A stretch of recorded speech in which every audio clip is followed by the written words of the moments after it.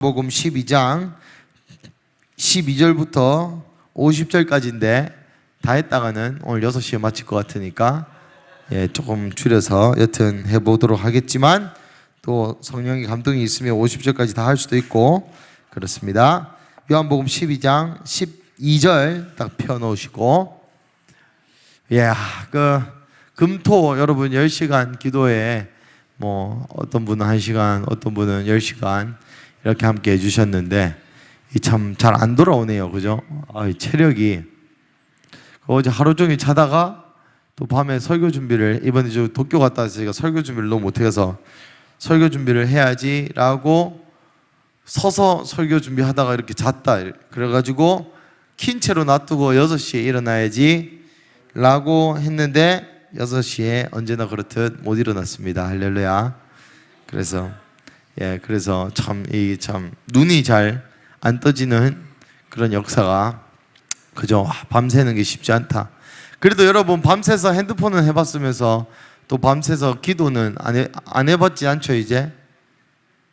밤새서 기도하는 습관, 또 예수님께서 1시간도 깨어 있을 수 없더냐 물으셨는데 그 물음에 할 말이라도 좀 있다. 10시간 있어봤다. 이렇게 그게 얼마나 큰, 그죠? 변명이요. 좋은 의미의 변명이요. 그게 얼마나 큰 자랑인지요. 요한복음 12장 펴놓고 잠시 복습하고 12장 보겠습니다. 여러분, 요한복음 12장의 1절부터 어떤 일이 있었습니까? 마리아가 뭐 했습니까? 지 어디 갔노? 지야 물 좀 떠도 미안. 마리아가 뭐 했습니까? 예수님 발 앞에 뭐 했습니까? 지극히 비싼 향유 곧 순전한 나들을 부었죠. 그죠? 이거 옛날에 부었던 거랑 같은 거다 다른 거다? 다른 거다. 옛날에는 예수님을 모욕하려고 바리새인의 집에 예수님이 초청받아가지고 갔는데 뭐도 안 주고 빙다리 핫바지 취급을 해서 그 죄 많은 여자가 했던, 그게 마리아일지는 모르겠습니다만은 여튼 죄 많은 여자가 했던 나드와 요때에 부었던 향유 옥합은 같다 다르다? 다르다. 왜 다르다? 다른 건 알겠는데 왜 다른 걸 알아야 다른 의미가 있죠. 1번은 구원받은 거에 대한 감사, 맞아요. 2번은 그쵸, 재림 준비 맞는데, 이 부활을 경험한 자, 부활의 믿음, 부활의 신앙을 가진 자가 왜 이거를 부었다 했습니까? 장래를 위해 부는 게 맞는데, 조금 더 엄밀히 얘기하자면 장래를 위한 게 부은 게 맞지만 좀 더 아무도 모르는 느낌, 나만 힌트를 주는 느낌. 자, 따라해 봅시다. 말씀을 믿는 믿음. 말씀을 믿는 믿음으로 부은 거예요. 그러니까 뭔 말씀을 믿었습니까? 내가 죽는다는 그 말씀을 믿는 믿음으로 부은 거예요. 그것이 중요한 겁니다. 죽겠다 했는데 그 제자놈들 이런 말 하면 안 되죠. 천국 가서 혼나겠다. 제자분들은 믿었습니까? 안 믿었습니까? 안 믿었어요. 그죠?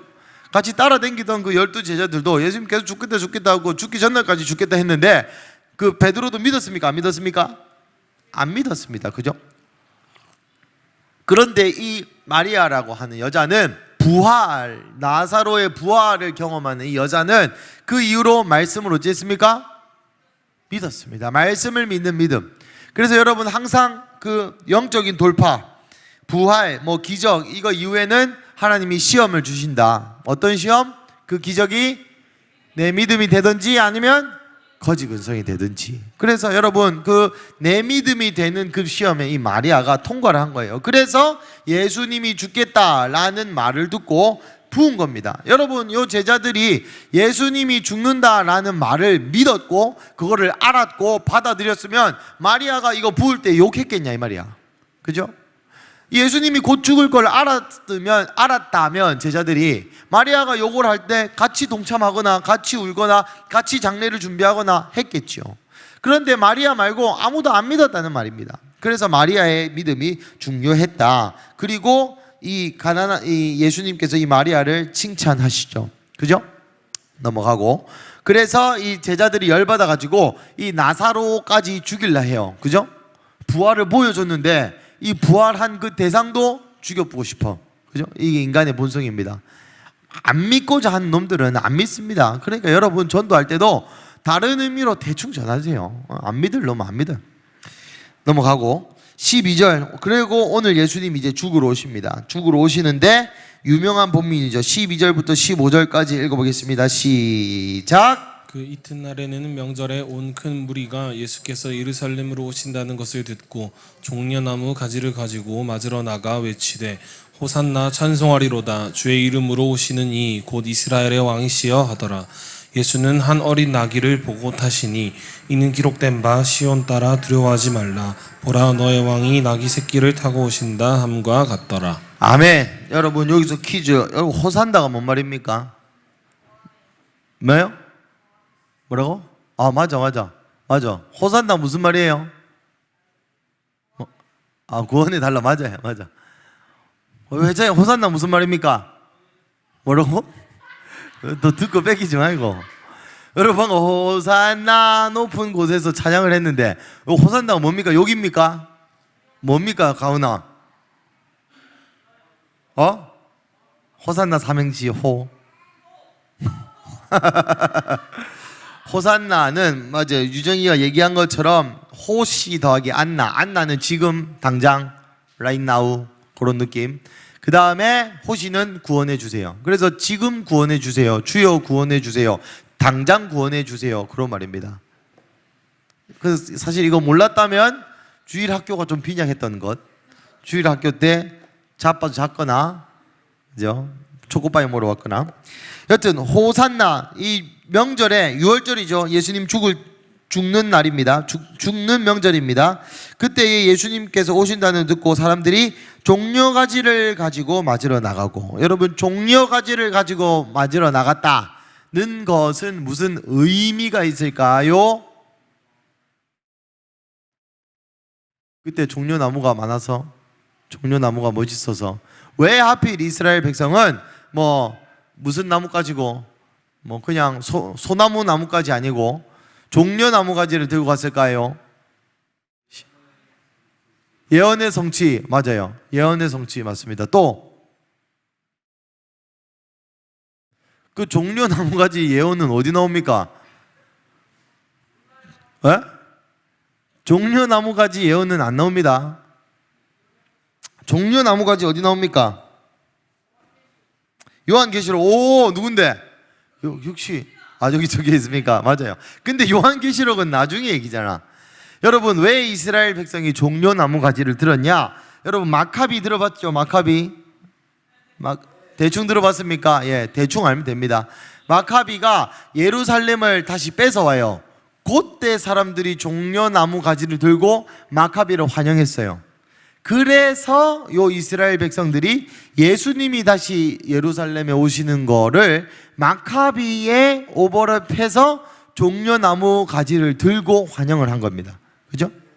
다시 우리를 로마의 압제에서 벗어나게 해달라, 다시 예루살렘을 되찾아 달라 라는 의미로 종려나무 가지를 들고 왔어요. 한 150년 전에, 160, 70년 전에 마카비 혁명이 일어났었죠. 그리고 나서 호산나 찬송하리로다. 호산나 뭐라고? 지금 구원해 주세요. 그리고 나서 이 세 파트예요. 종려나무 1번, 2번 호산나 이제 구원해 주세요. 3번 주의 이름으로 오시는 이 곧 이스라엘의 왕이시여. 여러분 스가랴 9장 9절에서 10절 펴겠습니다. 스가랴 9장 9절에서 10절 시작. 기뻐할지어다. 예루살렘에 따라 즐거이 부를지어다. 보라 내 왕이 내게 임하시나니 그는 공의로우시며 구원을 베푸시며 겸손하여서 나귀를 타시나니 나귀의 작은 것 곧 나귀 새끼니라. 내가 에브라임의 병거와 예루살렘의 말을 끊겠고 전쟁하는 활도 끊으리니 그가 이방 사람에게 화평을 전할 것이요 그의 통치는 바다에서 바다까지 이르고 유브라데 강에서 땅끝까지 이르리라. 예, 죄송합니다. 시편 118편 25절 26절 먼저 읽겠습니다. 시작. 여호와여 구하옵나니 이제 구원하소서. 이게 여호와여 호산나요. 우리가 구하옵나니 이제 형통하게 하소서. 네. 여호와의 이름으로 오는 자가 복이 있으며 우리가 여호와의 집에서 너희를 축복하였도다. 아멘. 요 25절이 이제 구하옵소서, 이게 호사나입니다. 26절에 여호와의 이름으로 오는 자, 여호와의 보냄을 받은 자, 여호와가 일하라고 보낸 자, 여호와가 시킨 일을 하러 오는 사람, 즉 메시아, 그리스도, 보냄을 받은 자, 목적을 가지고 그 목적을 이루러 온 자여 라고 예언을 할 것이다 라고 시편에서 이야기한 것을 이스라엘 백성이 당신이 메시아입니다, 당신이 호산나 할 자입니다, 우리를 기원해 주소서, 이제 우리를 구하소서 라고 시편에서부터 우리가 계속 기도를 했는데 그 기도에 응답할 자가 당신입니다 라는 마음으로 이스라엘 백성이 예수님을 이렇게 맞이해요. 뭘 들고? 종려나무 가지를 들고 호산나, 여호와의 이름으로 오시는 이여. 유명한 찬양 있죠? 바루카바 베셈 아도나이 할렐루야. 안 들어봤습니까? 안 들어봤으면 말고. 그리고 14절 어린 나귀를 타고 오시니. 예수님 다리 아파서 나귀를 탔을까요? 아니죠. 방금 읽은 스가랴 9장의 예언을 성취하기 위해서 다리가 아프셨을 수도 있지만 했습니다. 이걸 통해서 예수님이 뭘 보여줍니까? 내가 뭐다? 메시아다. 내가 메시아다. 여러분, 이 예수님이 이 연출, 여러분 잘 생각해 보세요. 예수님이 이렇게 연출을 했어요. 사람들로 하여금 뭐를 들게? 종려나무 가지를 들게. 또 예수님이 스가랴서 9장의 예언을 성취하기 위해서 뭘 타고? 나귀를 타고. 또 사람들의 마음에 메시아를 사실 큰 그림이죠. 창세 이전부터 계획하셔서 사람들의 마음에 계속 제사와 이런 것들로 메시아 사상을 집어넣어 주시고 그 메시아를 기대하게 만드시고 그 메시아가 나다라는 거를 연출하시는데, 여기서 여러분 잘 생각해 보아야 할 것이 있습니다. 그게 뭐냐? 예수님이 이 때에 지금 당장 십자가 사역을 감당하기 전에 요런 그림을 연출하신 이유가 있어요. 그게 뭘까? 다시, 예수님이 요렇게, 사실 여러분 사람의 기대는 뭐였습니까? 예수님이 마카비처럼 예루살렘을 탈환해주고 우리를 자유에서 벗어나게 해주고 등등등, 요거를 기대하고 요런 거를 했지만 예수님이 그걸 알았을까요? 몰랐을까요? 알았어요. 그런데 잘못된 바램이죠. 하지만 그거를 통해서 예수님이 이 유대인들과 이방 사람들에게 하고자 했던 그런 의도가 있습니다. 그게 뭘까요? 또 나만 힌트를 주고 싶고 전혀 모르겠다는 눈, 생각을 해봐. 일단 지금 내가 세상 죄를 구원하러 왔다, 그것도 맞아. 그렇지만 이스라엘 백성의 잘못된 기대와 바람이 있잖아요. 그죠? 그럼에도 불구하고 예수님이 시편에 있었던 그 예언을 요때에 성취하려고 한다고. 왜일까? 잘못된 건데. 가쁜 로맨시스트. 사랑하니까 맞죠? 사랑하니까 맞는데 왜 이렇게 잘못된 의도, 잘못된 생각, 잘못된 바람이 있음에도 불구하고 요런 그림을 연출하실까요? 고작 100몇십 년 전에 있었던 마카비 사건을 함께 오버랩 시키시면서 왜 요런 것을 연출하실까? 맞는데 어떤 예언이 성취? 예.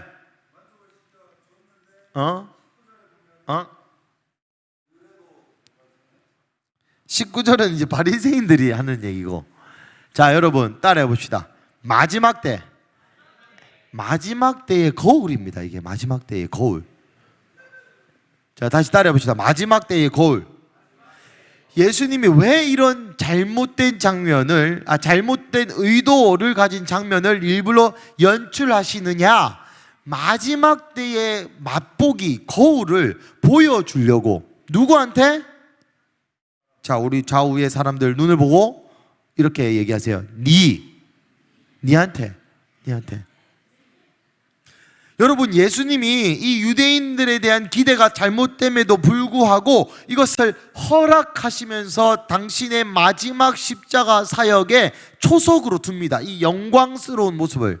사실 이 요한복음 12장은 다 예수님의 영광에 초점 맞춰 있어요. 1절부터 8절까지는 그 마리아가 이걸 부음으로써 장례를 준비하는 예수님의 높아지는 영광. 지금은 잘못된 의도였지만 종려나무 가지를 들면서 호산나 바루카바 베시마도나임 하는 영상. 그 다음에는 또 뭐가 있습니까? 나중에 나오겠지만 예수님이 자기의 영광을 드러내는 모습이 12장 전체에 나오는데, 예수님이 죽기 바로 전에 이 12장을 요한복음을 통해 세팅하면서 마지막 때의 거울, 마지막 때의 맛보기를 보여주는 거라고. 왜?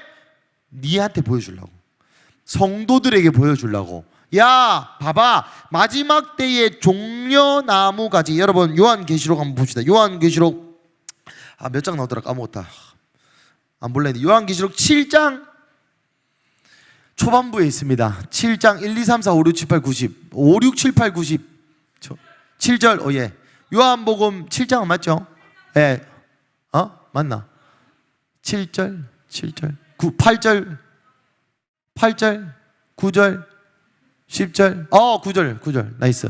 자, 한번 읽어보겠습니다. 시작. 이 이후에 내가 보니 각 나라와 족속과 백성과 방언에서 아무도 능히 셀 수 없는 큰 무리가 나와서 흰 옷을 입고 종려가지를 들고 보좌 앞과 어린 양 앞에 서서 10절 큰 소리로 이르되 구원하심이 보좌에 앉으신 우리 하나님과 어린 양께 있도다 라는 이 마지막 때의 그림을 일불로 맛보기로 보여주는 거다라는 겁니다.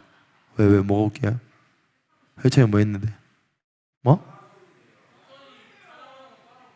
그래. 여튼 자, 협조를 해라. 우리 5시에 맞춰야 된다. 그런 마지막 때의 맛보기를 보여주는 거라고. 지금은 이스라엘이 뭐라고 합니까? 호산나, 주여 지금 우리를 구원해 주셔서. 우리가 지금 필요한 건 구원입니다. 지금 필요한 거 요입니다. 마지막 때는 뭐랍니까?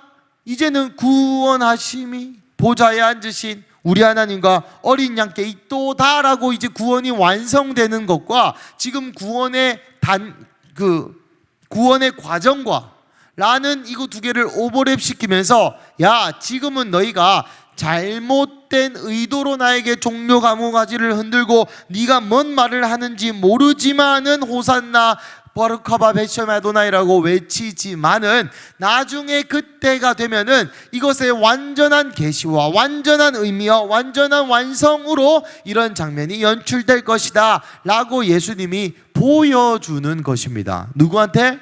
우리 좌우의 사람들 보고 니한테. 16절 한번 읽어보겠습니다. 16절 시작.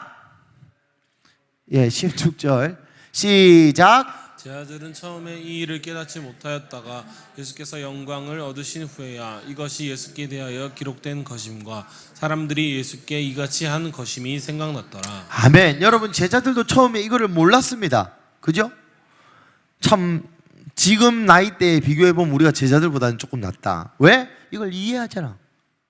이 신약 성도의 특권 중 하나입니다. 여러분, 우리의 인생이 어떻게 흘러가고 우리도 이해할 수 없는 일들이 있고, 또 세상 나라가 그냥 트럼프가 어쨌고 네타냐후가 어쨌고, 또 선거 얘기를 하면 안 되지만 여튼 선거가 어쨌고 그냥 그렇게 그냥 흘러가는 것 같지만 모두가 다 따라해 봅시다. 세상사는 구속사를 수종든다. 여러분, 세상사가 지 맘대로 돌아가는 것 같지만 결국 예수 다시 오심에 맞춰서서 돌아갑니다. 예수 다시 오심에 맞춰서 세상사가 돌아가게 돼 있다고. 성경에도 그렇고 예루살렘 사람들이 잘못된 의도로 종려나무 가지를 흔들면서 마카비처럼 우리를 구원해 주세요라고 영광스러운 모습이 연출한 것도 그냥 그 시대의 배경, 사회의 배경, 그런 것 때문에 그런 것 같지만 결국 구속사, 예수님의 십자가 죽으심, 예수님의 다시 오심, 다시 오시고 통치하심에 맞추어서 일불로 구속사의 마지막 때의 거울로, 마지막 때의 맛보기로 그런 거를 연출했던 것처럼 우리의 인생도 그렇게 흘러가게 돼 있습니다. 다만 중요한 건 뭡니까? 내가 그 가운데 그거를 알고 어디로 가는지를 알고 무엇을 해야 될지를 알고 예수의 다시 오심에 맞춰서 나의 위치와 역할이 뭔지를 알고 가는 것과 모르고 멍청하게 가는 것은 삶의 질적인 차이와 나중에 가면 영광의 차이가 있다라는 것이죠. 그거를 요한복음 12장을 통해 예수님이 말씀하고 계시는 것입니다. 마카비의 종려나무와 지금 예수님의 종려나무와 계시록의 종려나무를 비교를 해보자고.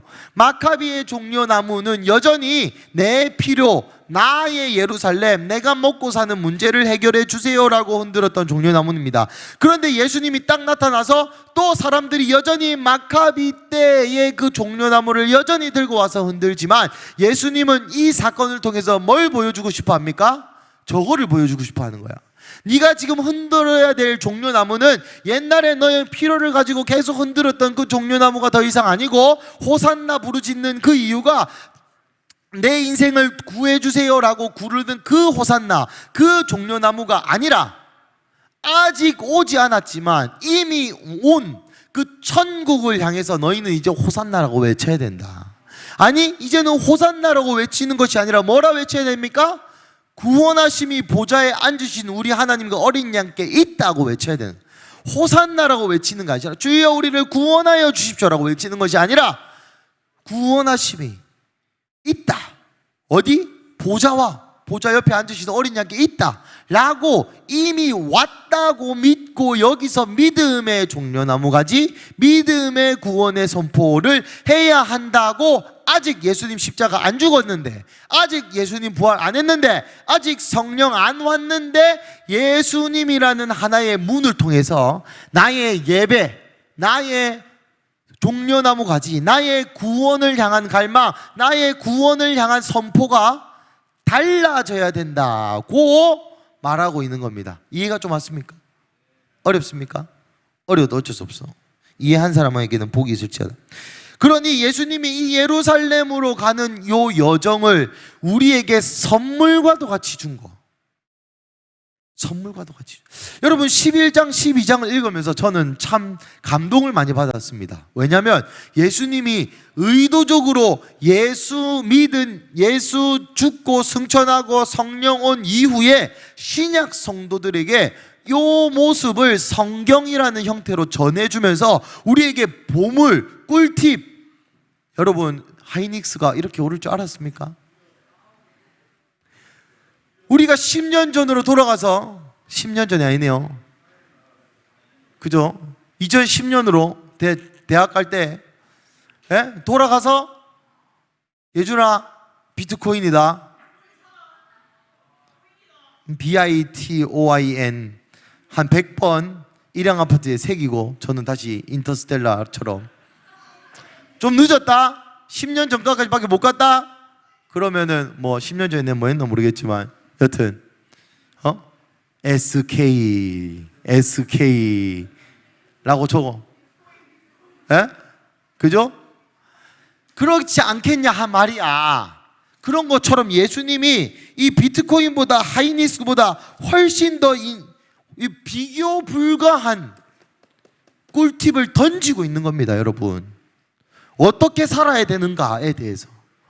내 인생 호산나 거리며 살 게 아니라 내 인생 종려나무를 흔들고 내가 원하는 그 예루살렘의 구원을 위해 살 게 아니라 방금 우리 찬양했던 것처럼 예수께 눈을 고정하고 나중에 100% 한 5만 프로 오실 그 다시 오실 예수께 눈을 고정하고 나의 인생을 어디로 향하여 종려나무 가지를 들고 어떤 구원의 확신을 가지고 이제는 구원을 주세요라고 갖다 비는 그러한 인생이 아니라 구원하심이 보좌에 앉으신 우리 하나님과 어린 양께 있도다라고 이미 미래 세계에서 이루어진 그 일을 이 실제 세계에서 누리며 살 수 있는 비트코인과 SK 하이닉스를 5억만 개 줘도 못 바꾸는 그 꿀팁을 예수님께서 우리에게 주고 계신 거예요. 죽는 순간까지.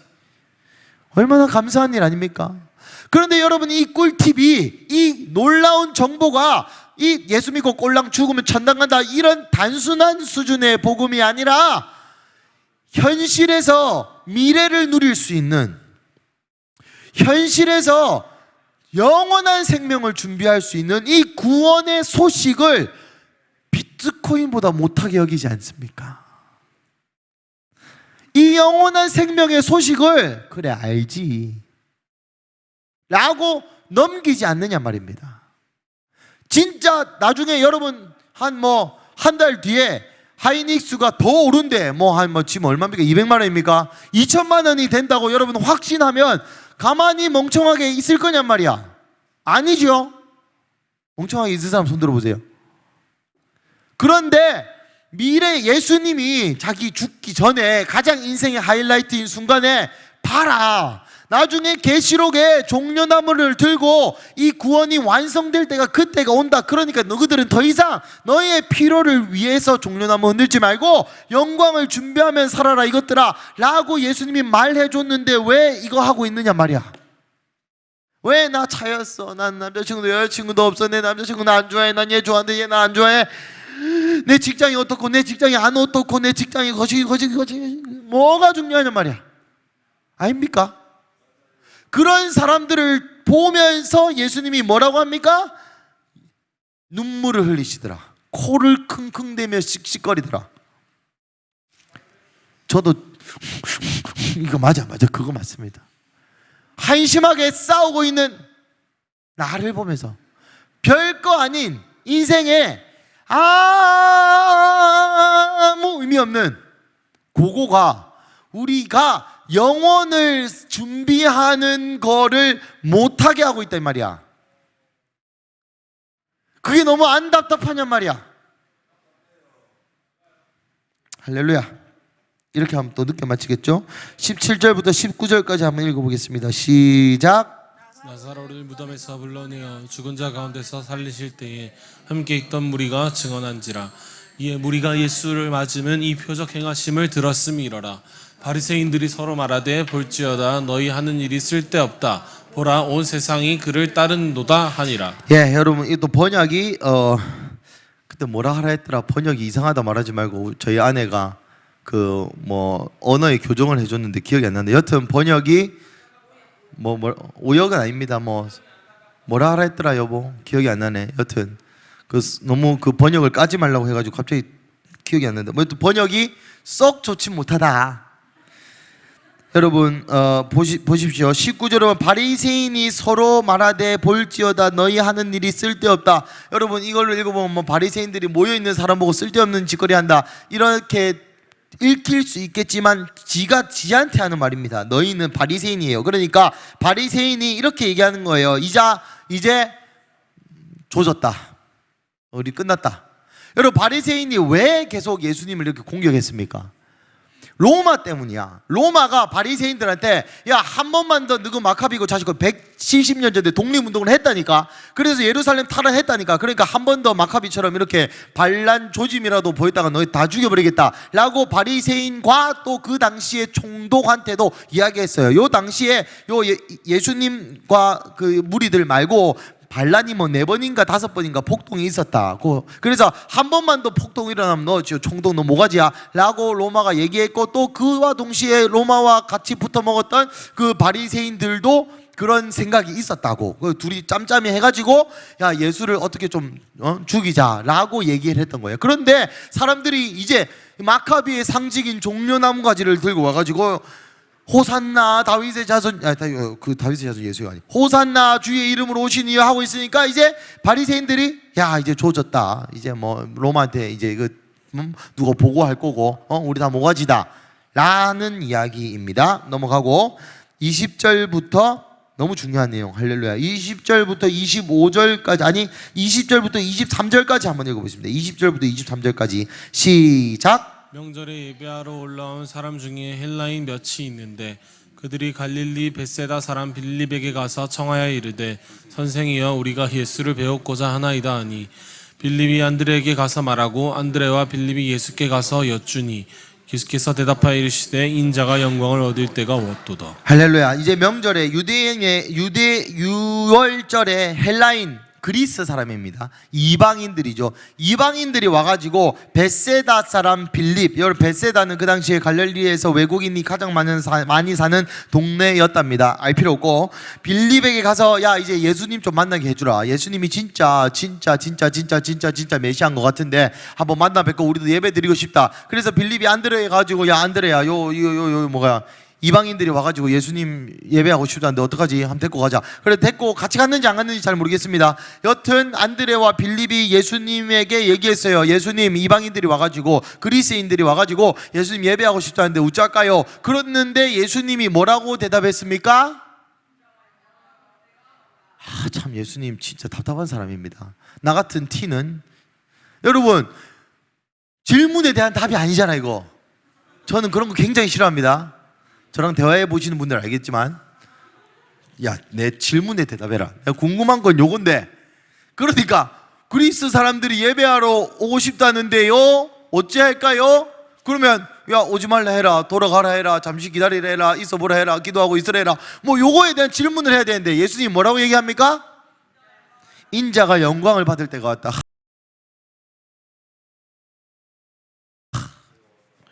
나 같은 티는 이게 너무 힘들어. 그래서 어제 이 본문을 연구하느라 좀 힘들었습니다. 왜 예수님이 이런 친절하게 설명해 주지 않으시고, 또 그것도 티죠. 예수님 티입니다. 할렐루야. 왜 예수님이 인자가 영광을 받을 때가 왔다라고 얘기를 했을까요, 여러분? 이방인들이 와서 예배를 하겠다 했는데 예수님이 인자가 영광을 받을 때가 왔대. 왜 그랬을까요? 자, 여러분 생각해 보십시오. 예수님이 와서 이 수로보니게 여인이 하나님, 너 구원해 주세요. 개 부스러기라도 주세요. 이렇게 했잖아요. 기억납니까? 누가복음 때 기억납니까? 2년 전에 했습니까? 1년 전에 했습니까? 그런데 예수님이 뭐라 합니까? 나는 뭐라 했습니까? 기억 안 납니까? 기억 좀 해봐요. 그렇죠. 나는 내 자녀를 위해서 왔지 개들을 위해서 안 왔다. 이방인들 개입니다. 다 부정하고 또 구원 못 받을 지옥의 딸감들. 우리 좌우에 눈을 보면서 니 이렇게 우리 이방인이죠. 참 이방인입니다. 그런데 이 수로보니게 여인이 그 믿음을 가지고 얘기했을 때 예수님이 은혜를 베푸시죠. 이만한 믿음을 못 봤다 하면서 예수님은 먼저는 유대인에게요, 그 다음이 헬라인에게입니다. 그 예수님이 먼저 와서 유대인의 구원, 유대인의 구속을 위하여 왔어요. 그죠? 그러니 먼저는 유대인에게로 왔고 그 다음이 헬라인이에요. 그러면 무슨 말입니까? 예수님이 유대인의 구원을 이루시고 나서 헬라인의 구원이 있다라는 말이에요. 그죠? 그러면 예수님이 유대인의 구원을 끝내야만이 지금 나한테 예배하러 온 너그 헬라인들에게도 예수님이 예수님이고 예수님이 하나님의 아들이고 예수님이 메시아라는 계시가 열려야 된다 이 말입니다. 고로 이제 점점 하나님 나라의 복음이 확장되고 이제는 유대인뿐만 아니라 이스라엘뿐만 아니라 점점 복음이 뻗쳐지고 있네. 내가 죽을 때가 왔다. 인자가 영광을 얻을 때가 왔다 고 예수님이 얘기합니다. 무슨 말입니까? 내 갈 때 다 됐다 이런 말입니다. 이해가 닿습니까? 할렐루야. 그래서 예수님이 내 갈 때 다 됐다라고 얘기하는데 또 뚱딴지 같은 소리를 하십니다. 24절 25절 시작. 실로 너에게 이르노니 한 알의 밀이 땅에 떨어져 죽지 아니하면 한 알 그대로 있고 죽으면 많은 열매를 맺느니라. 자기의 생명을 사랑하는 자는 잃어버릴 것이요 이 세상에서 자기의 생명을 미워하는 자는 영생하도록 보존하리라. 할렐루야. 여러분 내가 영광을 인자, 뭐 사실 예수님 인자나 신인자씨, 할렐루야. 여튼 내가 영광을 얻을 때가 왔다 라고 얘기하면서 또 예수님이 가쁜 미랄에 대해서 얘기합니다. 또 나 같은 티는 미치죠. 이러면 왜 이런 얘기를 할까요? 이런 식으로 성경을 보는 뇌가 필요해. 여러분, 내가 인자가 영광을 때가 왔다, 내가 진실로 진실로 이르노니 하늘의 미랄이 땅에 썩어지지 않으면 그대로 있고 땅에 썩어지고 많은 열매를 맺을 것이다. 자기 생명을 잃어버려 사랑한 자는 잃어버릴 것이고 이 세상에서 자기의 생명을 미워하는 자는 영생도로 보존을 하리라. 고 하나님이, 예수님이 왜 말씀을 하셨을까요? 뭐라고? 너도 죽어라. 땡! 그거는 조금 이따 나와요. 아예 땡은 없어요. 아, 그쵸. 뭐? 자, 죽어야. 왜 그런 생각을 했을까? 그러니까 나의 질문은 이거야. 왜 인자가 영광을 받을 때가 됐다, 내가 죽을 때가 됐다 라는 거 이후에 바로 미랄에 대한 이야기가 나올까 이 말이야. 맞아. 죽는 이유. 또 뭐라고? 예언? 뭐라고? 이것도 예언 맞죠? 자, 여러분 잘 생각해 보세요. 예수님이 영광을 얻을 때가 왔다, 그리고 미랄에 대한 비유를 한다. 무슨 말이냐 하면 이러한 방식으로 영광을 얻는다는 거예요. 다시, 예수님이 영광을 얻을 때가 왔는데, 죽을 때가 오셨는데 그 영광이라는 것이 뭐냐를 설명하는 겁니다. 여러분, 영광스럽다라는 걸 생각하면 막 빛이 나고 무겁고 가오가 있고 뭐 그런 이미지가 떠오르시죠. 예수님이 영광을 얻으신 방법이 요 밀알의 방법이었다라는 것입니다. 내가 하늘의 밀알인데 내가 땅에 떨어져 안 죽으면 그대로 있고 썩지 않습니다. 예수님은 그대로 계십니다. 하지만 내가 죽으면 많은 열매를 맺느니라. 자기의 생명을 사랑하는 자는 잃어버리지만 자기의 생명을 미워하는 자는 영생토록 보존된다. 내가 이 미랄로서 죽을 것이다. 내가 죽음으로 영광을 얻을 것이다. 내가 누누이 얘기했던 것처럼 이 제자놈들아, 그러니 내 말을 좀 믿어라는 내 얘기고, 여튼 이 영광을 죽음으로 이루실 것을 말씀하십니다. 그리고 나서 우리 예승 형제가 말씀한 것처럼 26절, 27절 읽어보겠습니다. 시작. 사람이 나를 섬기려면 나를 따르라. 나 있는 곳에 나를 섬기는 자도 거기 있으리니 사람이 나를 섬기면 내 아버지께서 그를 귀히 여기시리라. 지금 내 마음이 괴로우니 무슨 말을 하리요. 아버지여, 나를 구원하여 이때를 면하게 하여 주옵소서. 그러나 내가 이를 위하여 이때에 왔나이다. 여러분, 그래서 아까 예승 형제가 얘기한 것처럼 나를 섬기려면 나를 따르라. 지금 내가 어디 있습니까? 땅 밑에 뭉쳐 있어요. 예수님이. 내가 예수님입니다. 에? 말도 안 되는 소리. 아니, 성경에 내가 미랄이 되어서 죽었잖아. 죽어서 많은 열매를 맺은 것처럼 누구도 나를 따르려면 내처럼 미랄이 되어서 땅 밑에 묻혀서 많은 생명을 맺어야 한다. 그 사람에게 하나님이 뭐라고 합니까?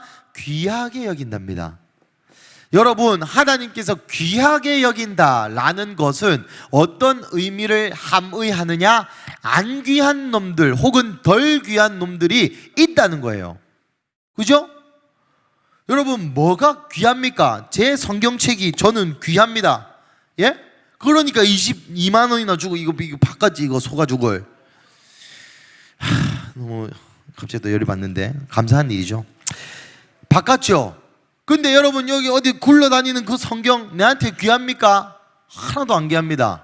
귀하지만 내한테는 안 귀하다고. 왜냐면 내가 본 성경도 아니거니와 요 성경보다 귀하겠냔 말이야. 그죠? 그리고 내가 그것도 22만 원 써서 바꿨겠지. 소가죽인가 뭐 말가죽인가 뭘로. 예? 그런 것처럼 여러분, 하나님께 귀히 여김을 받는 사람이 있습니다. 비교가 아니라 그냥 성경이 그렇게 얘기해요. 여러분 그렇지 않겠습니까? 제가 쇠가 빠지게 목회를 하고 쇠가 빠지게 똑같이 이렇게 나눠줬는데 어떤 놈은 목사님 감사합니다라고 그냥 돈을 바치고 이런 수준을 떠나서 항상 감사를 표현하고 막 돈이 없으면 막 꾸게 편지라도 써가지고 목사님 감사합니다 표현하고, 돈이 많으면 많은 대로 표현하고 없으면 없는 대로 표현하고. 여러분 그 사람이 귀하겠습니까? 아니면 내가 주는 족족 그래 이 목사가 나한테 주는 건 당연하지, 이 선생이 나한테 주는 건 당연하지, 이번 생일날에도 뭐 안 주나? 박주환이 갑자기 열받네 라고 생각하는, 박주환이 그랬다는 게 아니고 박주환이가 이번에 스승의 날 때 아무것도 안 했다는 거 라는 그 사람. 여러분 내 마음의 입장에서 누가 더 귀하겠냔 말이야. 둘 다 사랑하죠. 둘 다 구원을 베풀죠. 둘 다 좋지요. 둘 다 내 새끼들 맞습니다. 그렇지만 내 마음에 뭐가 더 귀하겠습니까? 내 말을 듣고 나의 말에 반응하고 나의 말에 막 억지로 막 이렇게 누가 봐도 참아가면서 순종하는 사람이 아니라, 내 마음을 이해하고 야 누구야 네가 이번에 좀 양보해 줬으면 좋겠다라는 말이 내 입에 떨어지지 않지만, 왜냐면 그만은 항상 양보하는 놈이거든. 네가 이번엔 좀 더 참아라 라는 말이 안 떨어지는데 먼저 나와가지고 그래 목사님 이번에 제가 기분이 나쁘지만 먼저 참겠습니다 라고 말하는 놈이 제가 귀히 여기겠습니까? 아니면 목사님 제가 왜 또 저 새끼가 나한테 또 저랬는데 이번엔 이거 저라 어떻게 목사님 나한테 그렇게 얘기할 수 있어, 그런 사람이 저한테 더 귀하겠습니까? 똑같은 거예요. 똑같은 거. 하나님의 마음을 이해하고, 하나님 내가 할 수 있는 게 1부터 5억만 가지가 있지만 내가 예수님을 따라가는 길처럼 내가 밀알이 되어서 내가 죽고 내가 죽는 것을 통해서 많은 생명을 얻게 하는 일에 나를 헌신하겠습니다 라고 말만 하는 놈이 아니라 그렇게 살아가는 자에게 아버지께서 귀하게 여기신다. 이것이 예수님을 하나님께서 귀하게 여기셨던 이유다.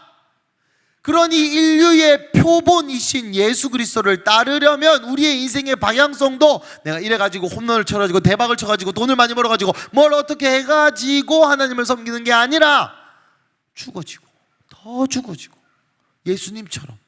사람들은 종려나물 가지를 흔들고 네가 대빵이다, 네가 예언도 잘한다, 네가 치유도 잘한다, 네가 찬양도 잘한다, 네가 하면 은혜가 있다, 네가 하면 뭐가 있다, 거기에 뽕에 취해가지고 그렇게 살아가는 사탄과 같은 기독교가 아니라 더 내 쓸 거 없는데 나눠주고 내가 더 잘할 수 있는데 안 하고,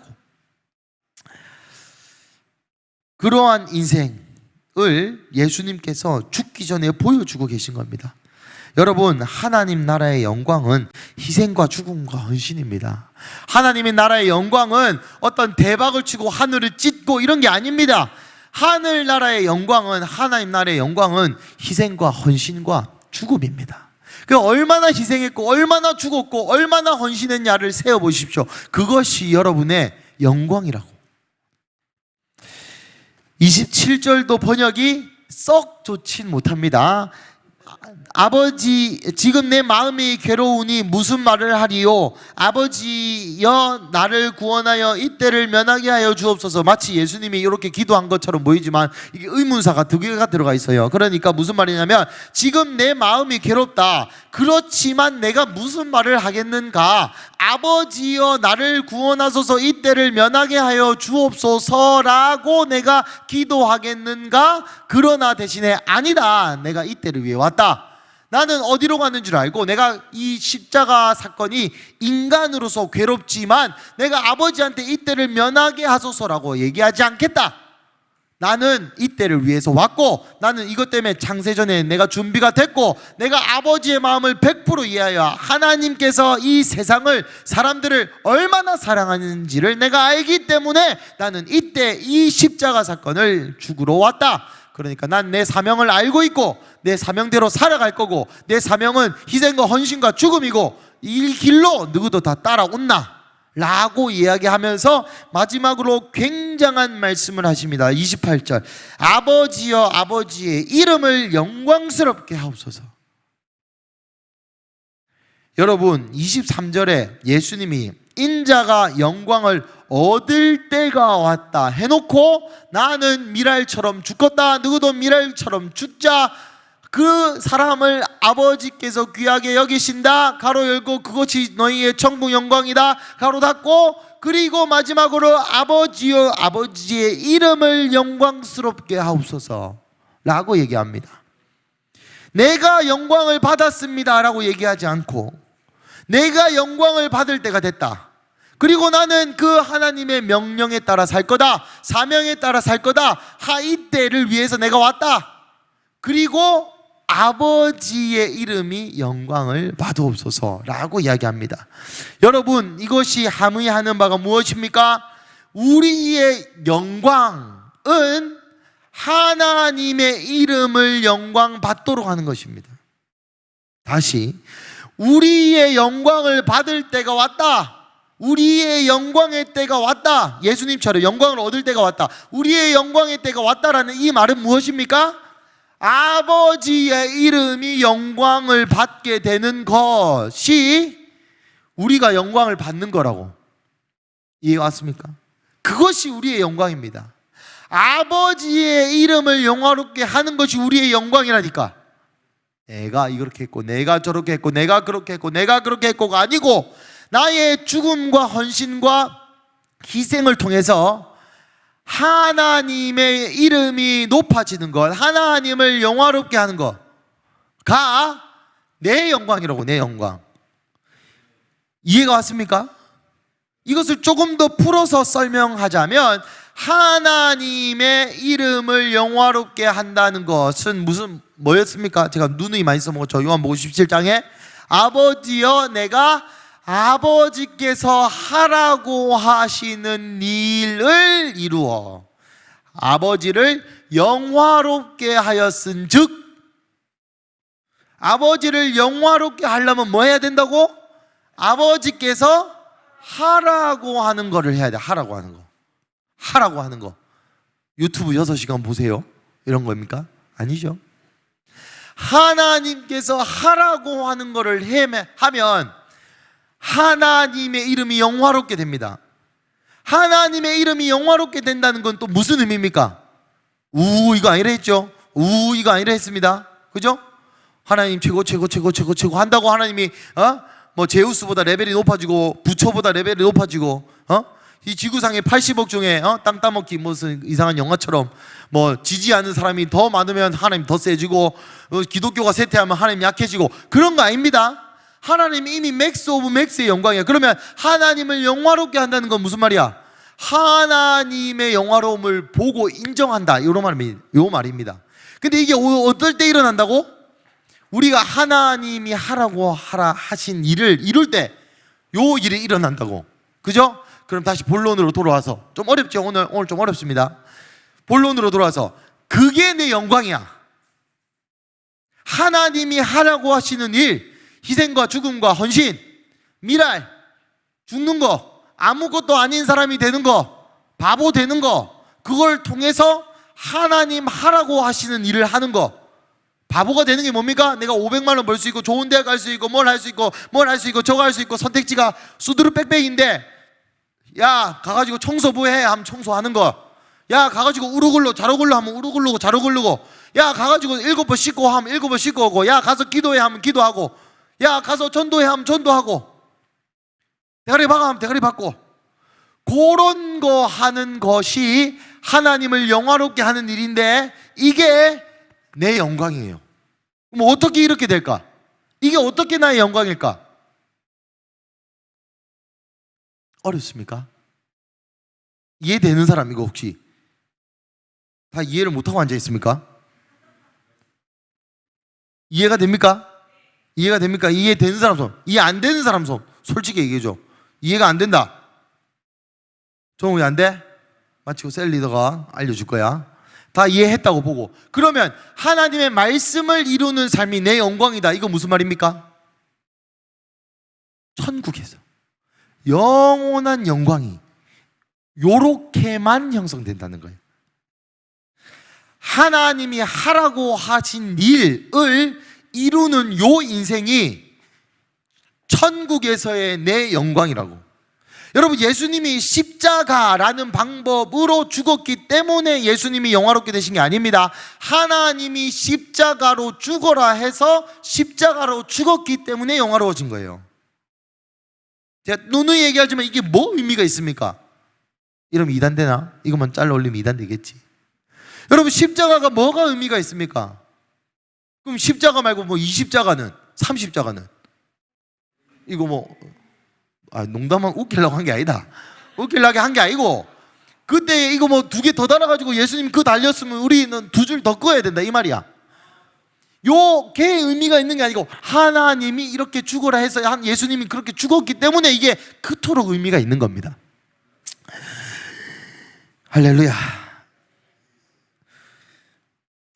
28절 29절 32절 28절부터 32절까지 쭉 읽어보겠습니다. 시작. 아버지여, 아버지의 이름을 영광스럽게 하옵소서 하시니 이에 하늘에서 소리가 나서 이르되 내가 이미 영광스럽게 하였고 또 다시 영광스럽게 하리라 하시니 곁에 서서 들은 무리는 천둥이 울었다고도 하며 또 어떤 이들은 천사가 그에게 말하였다고도 하니 예수께서 대답하여 이르시되 이 소리가 난 것은 나를 위한 것이 아니요 너희를 위한 것이니라. 이제 이 세상에 대한 심판이 이르렀으니 이 세상의 임금이 쫓겨나리라. 내가 땅에서 틀리면 모든 사람을 내게로 이끌겠노라 하시니. 아멘.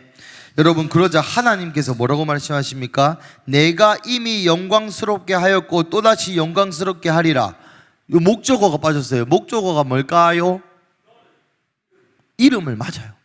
하나님의 이름을 영광스럽게 하였고 또 영광스럽게 하리라. 여러분, 이게 보상이에요. 예수님의 희생과 죽음에 대한 보상이 뭐냐면 예수님이 영광스럽게 되는 거가 아니라, 오늘 성경에 의하면 하나님의 이름이 영광스럽게 되고 하나님의 이름이 영광스럽게 하는 것이 예수님의 희생과 죽음에 대한 보상이었다니까. 그래서 그것이 또한 예수님의 영광이 되는 거예요. 그러니 우리의 인생의 보상이 무엇입니까? 하나님의 이름이 영광스럽게 되는 것, 요것이 보상이에요. 요것이 아파트가 아닙니다. 잘 되는 게 아니에요. 내가 한 모든 희생과 죽음과 헌신을 통하여 하나님의 이름이 높아지는 것이 우리의 보상입니다. 근데 그게 진짜 보상처럼 느껴져야만 돼요. 그것이 보상이에요. 뭐 한 가지 격가지로 빠지려면 오늘도 보시면, 여러분 성경을 쭉 읽어보시면 아버지라는 표현이 나올 때마다 뭐가 나오냐면 희생과 죽음과 헌신이 나옵니다. 그죠? 하나님 말 듣는 사람이 하나님 새끼다 이랬죠. 마귀 말 듣는 놈은 마귀 새끼죠. 그죠? 하나님 말 듣는 놈은 하나님의 아들과 자녀입니다. 그죠? 오늘 본문도 예수님이 하나님의 말씀을 들었고 하나님의 사명을 들었고 그 사명을 이루는 모습이 28절 아버지요 아버지요. 다시 본론으로 돌아와서, 그래서 30절 31절 32절 읽었죠. 이 소리가 난 것은 나를 위한 것이 아니라 너희를 위한 것이다. 왜? 이제 이 세상에 대한 심판과 이 세상의 임금이 쫓겨나리라. 내가 들리면 모든 사람이 내게로 이끌리라. 무슨 말입니까? 이제 구원이, 예수님의 십자가 사건이 있는 이후에 어떤 일이 일어나게 될 것을 예수님이 가르쳐 주는 거예요. 첫 번째는 심판. 뭐가 심판됩니까? 죄와 의에 대해서 예수님이 심판합니다. 어떻게 심판합니까? 예수를 믿는 자는 구원을 얻게 되고 예수 믿지 않는 자는 구원이 없게 되는 심판을 십자가에서 하시고, 또 여러분 12장 전체가 제가 뭐라 했습니까? 마지막 때의 거울이다, 맛보기다. 지금도 십자가 사건으로 봐라, 내가 메시아 맞지? 라고 심판하시고 나중에도 심판하실 것. 세상의 임금이 쫓겨나리라. 이때 이후로 사탄이 모든 하나님께 성도들을 송사하는 것이 멈춰집니다. 말이 어렵죠? 뭐 구속사 들으신 분은 알겠지만 구약에 보면 사단이 하나님께 가가지고 쪼잘쪼잘대는 면이 3번 나옵니다. 구약의 초, 중, 말에. 그죠? 한 개는 욥기 나오고, 그죠? 한 개는 역대하 20몇 장인가 뭐 그거 나오고, 11개인가 뭐 이 역대기나 11개 중에 한번 나옵니다. 마지막에 스바냐서에서 한번 나오죠. 그래가지고 얘기를 하죠. 근데 이제 예수의 십자가 사건 이후로는 모든 죄를 예수가 짊어지셨기 때문에 이 세상의 임금에 더 이상 거짓말할 권리, 거짓말로 우리의 뇌를 속여서 우리의 인생을 죽이고 빼앗고 도둑질할 수 있는 권리가 없어졌다. 세상의 임금이 떠나가게 되는. 그리고 내가 땅에서 들리면 모든 사람이 내게로 이끌리라. 모든 사람, 즉 아까 온 헬라인들도 이제 구원에 이르게 되는, 이제는 유대인뿐만 아니라 율법을 지킨 놈들만, 제사를 드린 놈들만 구원받는 세상이 아니라 모든 사람이 구원에 이르게 되는 일이 나 십자가 사건 이후에 일어난다. 이게 말하는 이 이유는 너희를 위함이다. 왜? 너희가 이 구원의 충만함 안에 살게 하기 위해서. 더 이상 이 세상에 심판받는 자가 아니라 더 이상 이 세상의 임금의 지배, 마귀의 지배, 거짓말의 노예가, 담배의 노예가, 핸드폰의 노예가, 포르노의 노예가, 감정의 노예가, 또 뭐 해줄까? 여튼 뭐의 노예가 되는 인생이 아니라 하나님의 자녀로 살기 위해서, 그리고 모든 사람들, 구원이 필요한 모든 사람들, 빛이 필요한 모든 사람들에게 이 희망의 소식을 누리며 살 수 있도록 이제 너희를 위해서 하나님이 이 마지막 때의 거울, 이 마지막 때의 맛보기를 보여주는 거다 라고 이야기하고 계십니다. 마무리하겠습니다. 할렐루야. 지 나와주시고, 여러분 오늘 본문이 너무나 중요한 내용이에요. 왜 중요합니까? 이것은 마지막 때를 살아가고 있는 우리에게 하나님이 다이렉트로 가회를 해주시는 장면이에요. 예수님의 죽으심 그 바로 전에, 그 죽으시는 길목에 예수님께서 사실 양의 문부터 계속 같은 메시지를 날려주고 이 세상을 어떻게 살아가야 되는지, 마지막 때를 어떻게 준비해야 되는지, 마지막 때 성도가 무엇을 향해 달려가고 살아가야 되는지, 여러분 어떤 기도를 하고 무엇을 향해 달려가고 있습니까? 여러분의 인생이 어느 방향으로 달려가고 있냔 말입니다. 어디로 가야 할지 아는 인생과 어디로 가야 할지 모르고 달려가는 인생은 인생에 상당한 질적인 차이가 있습니다. 여러분 인생의 방향과 무엇을 해야 할지를 성경에서 이미 알려주고 있어요. 그런데 우리는 계속 다른 답을 찾고 싶어요. 오늘 본문 43절 한번 읽어보겠습니다. 43절. 그들은 사람의 영광을 하나님의 영광보다 더 사랑하였더라. 여러분 이거 보면은 예수 안 믿는 놈들 이야기 같죠? 42절 읽어보세요. 그러나 관리 중에서도 그를 믿는 자가 많되 바리새인들 때문에 드러나게 말하지 못하니 이는 출교를 당할까 두려워함이라. 믿는 사람들이었다고. 믿는 사람들이 어디로 가야 될지, 어떻게 살아야 될지를 모르니, 어디로 달려갈지를 모르니 사람의 영광을 하나님의 영광보다 더 사랑하게 되는, 아가페하게 되는 그러한 비참한 인생을 혹 여러분들은 살고 계시지 않습니까? 이 나의 희생과 죽음과 헌신의 보상이 하나님의 영광인데 내 희생과 죽음과 헌신의 보상이 하나님의 영광이 아니라 이 땅에서 잘 먹고 잘 살고, 예수님 믿는다니까 이 땅에서 잘 먹고 잘 살고 좋은 게 좋은 거고 잘 되는 그런 인생을 더 사랑하고 계시진 않는지요? 그런 자들에게 예수님이 분노하시는 거예요. 가슴 아파하면서. 여러분 사람의 영광을 사랑한다라는 것은 사탄의 말을 듣는다는 말입니다. 사람의 영광을 사랑한다는 것은 돈을 사랑하든지 성공을 사랑하든지 명예를 사랑하든지 내 감정을 사랑하든지 내 인생을 사랑하든지 하나님께서 명령하시지 않은 어떤 것을 사랑한다는 뜻이고, 그것을 향해 내 시간과 돈과 마음을 쏟는다는 뜻이고, 그것을 통해서 영원한 영광스러운 삶을 비루하진 않겠죠. 죄송합니다. 영원한 영광스러운 삶을 예비할 수 있는 시간을 허비하도록 사탄의 거짓말에 안 속으며 살아도 되는데, 그렇게 살도록 만든다는 말입니다. 사랑하는 가족 여러분, 우리는 더 이상 이제 이 초보적인 기독교에 머물러서는 안 될 것이에요. 하나님, 나 슬퍼요, 나 외로워요, 나 뭐시게요, 저식. 예, 외롭겠죠, 힘들겠죠, 맞아요.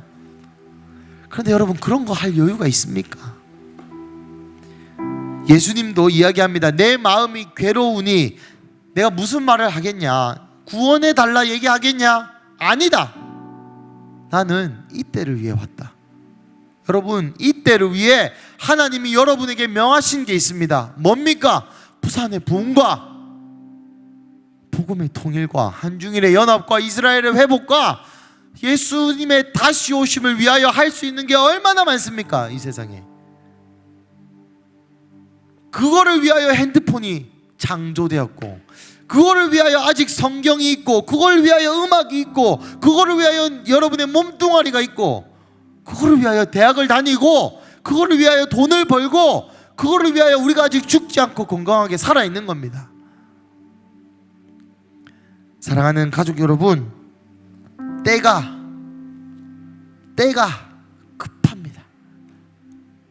인자가 영광을 받을 때가 온 것처럼 우리가 영광을 받을 때가 왔습니다. 근데 우리가 받아야 할 영광이 무엇입니까? 희생과 죽음과 헌신으로 하나님을 영화롭게 하는 것이 우리가 받아야 할 영광입니다.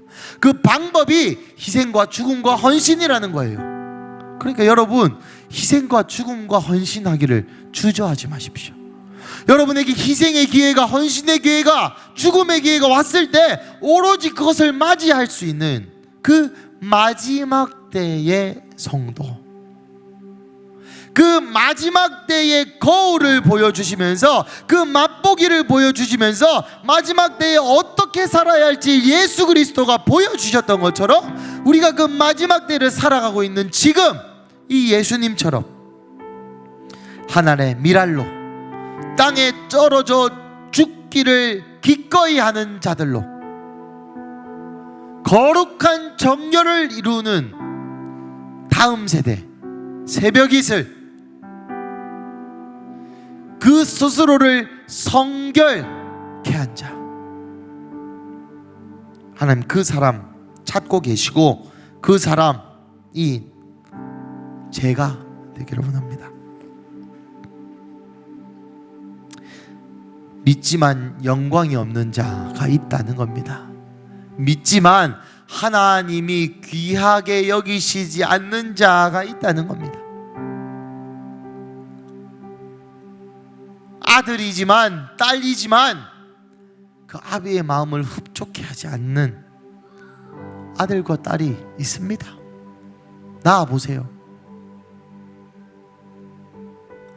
시간 함께 기도하실 때 이렇게 기도하셨으면 좋겠습니다. 하나님, 요한복음 10장부터 하나님 계속 우리에게 어떻게 살아야 할지 이렇게도 친절하게 말씀해 주시고, 이렇게도 친절하게 알려주시는데, 아는 내용, 들어본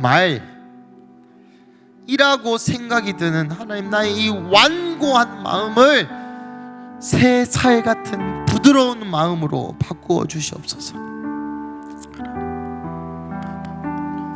로마서 말씀처럼 하나님을 알긴 알되 영화롭게 하지 않는 자의 인생이 바로 나의 인생입니다. 나의 시간과 돈과 마음을 들여서 나의 영광, 나의 인생을 세우고 싶지, 희생과 죽음과 헌신으로 하나님을 영화롭게 하는 일에는 솔직히 관심 없는 나의 이 현실을 주여 용서하여 주시고,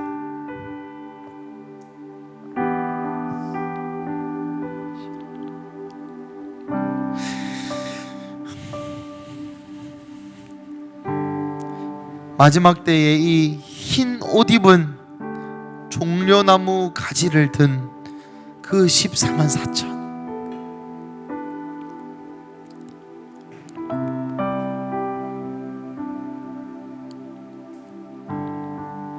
하나님을 믿기는 믿되 흰옷을 준비하지 못해서 그 노래도 부를 수 없고 종려나무 가지도 잡을 수 없는 그러한 화를 입으며 천국 가는 존재가 아니라